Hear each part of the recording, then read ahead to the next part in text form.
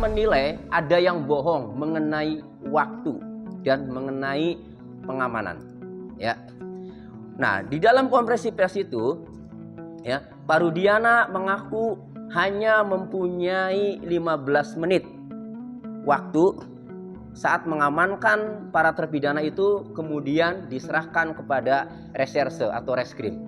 Kalau dia hanya 15 menit, bohong. Kalau saya menilai, membandingkan dengan putusan pengadilan atas nama 5 terpidana ini, ya. Kalau berdasarkan putusan pengadilan ini, ya, nah 2 jam kemudian setelah Pak Rudiana pergi dikabari kemudian datang, berarti jam 4 sore.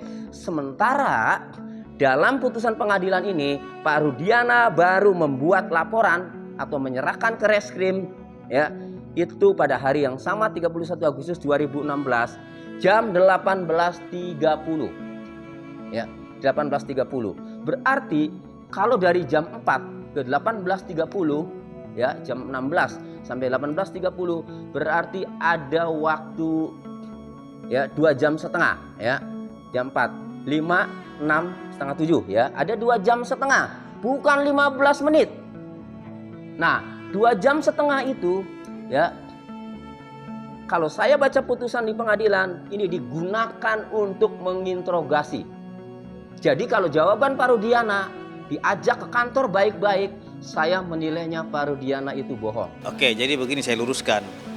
Beliau itu menyampaikan bahwasanya ia menanyai kepada terpidana ini, khususnya di sini Jaya dan Sudirman, itu sekitar 15 menit interogasinya di Polresta Cirebon Kota. Nah, jadi setelah 15 menit itu ia serahkan kepada Satreskrim Polresta Cirebon Kota. Nah, dan sekitar pukul 18.00-nya itu atas saran daripada penyidik untuk membuat laporan polisi, sehingga yang membuat laporan polisi. Setelah di kantor 15 menit kemudian mereka mengakui kalau mereka yang melakukannya, sehingga dasar tersut yang menjadi dasar kami untuk menyerahkan ke reskrim. Jadi saya melihat ini Pak Rudiana ini, ya, di sisi lain memang mengakui dia mengamankan para terpidana saat itu, namun di sisi lain mengenai waktu dan cara bertanya dia bohong. Waktunya dia bilang hanya 15 menit dan bertanyanya baik-baik kemudian mengaku. Namun dalam putusan pengadilan ini diinterogasi dan waktunya ada 2 jam setengah sebelum diserahkan ke reskrim, sebelum membuat laporan.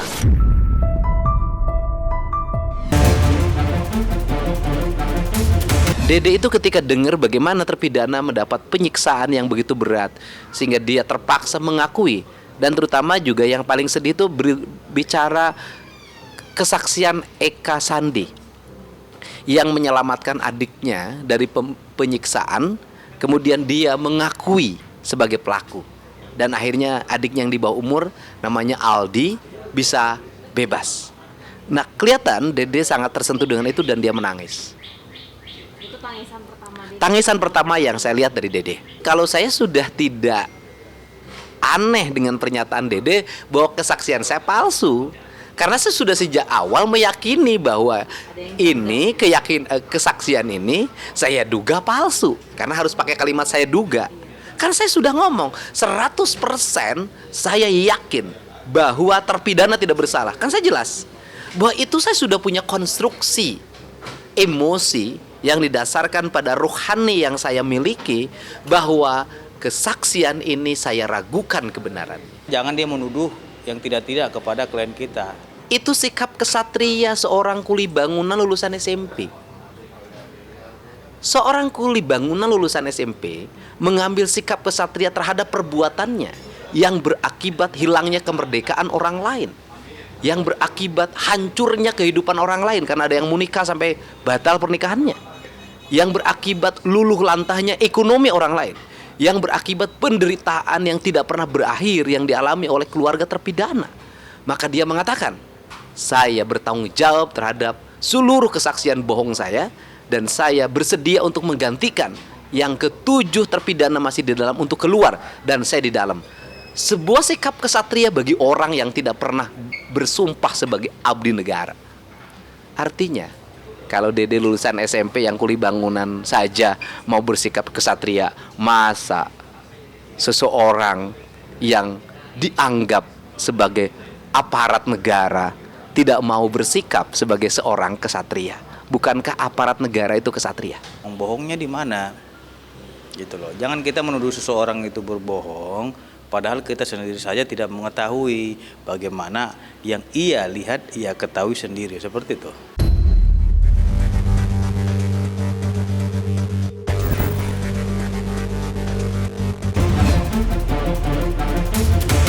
Oh tidak dong, nggak boleh dong. Ini kan sudah jalannya Allah, jadi ke depannya kita nggak.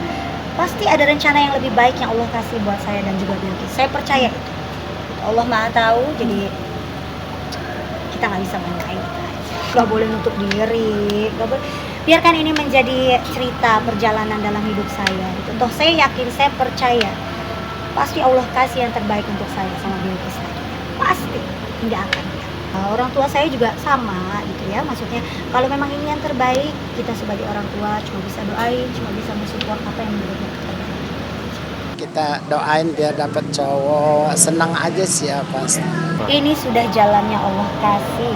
Ini saya percaya namanya qadarullah ya. Saya percaya qada dan qadar karena saya seorang muslim gitu ya. Saya tahu mungkin ini yang Allah kasih buat saya yang terbaik untuk saya dan juga Bilqis. Jadi ya harus kita terima. Bilqis alhamdulillah nggak nanya apa-apa ya. Anaknya malah karena lagi asik liburan juga, jadi dia fokus liburan aja sih. Karena Bilqis juga memang nggak pernah mau tahu urusan orang dewasa gitu. Jadi dia nggak pernah gimana-gimana. Cuma dia pas saya kemarin ulang tahun dia cuma meluk saya. Kan saya berdua tuh kan, ibu sama ayah belum pulang kan. Dia cuma meluk saya, dia bilang, "Bunda, iki sayang Bunda." Udah peluk saya semalaman. Itu aja sih. Pokoknya yang jelas berdoanya yang baik-baik lah Mas gitu. Yang jelas panjang umur, sehat. Rezeki dikasih yang terbaik sama Allah, selalu dalam lindungan Allah, selalu dijaga sama Allah saya dan Bilqis. Ya doainnya, mohon doanya ya biar lancar, sehat, selamat, baiknya juga, ibunya juga sehat. Doain aja mudah-mudahan saya bahagia, saya happy terus. Karena tadi saya bilang saya juga manusia biasa dan saya juga pengen bahagia. Saya pengen punya keluarga, saya pengen punya anak lagi. Doain aja, makanya doain yang terbaik.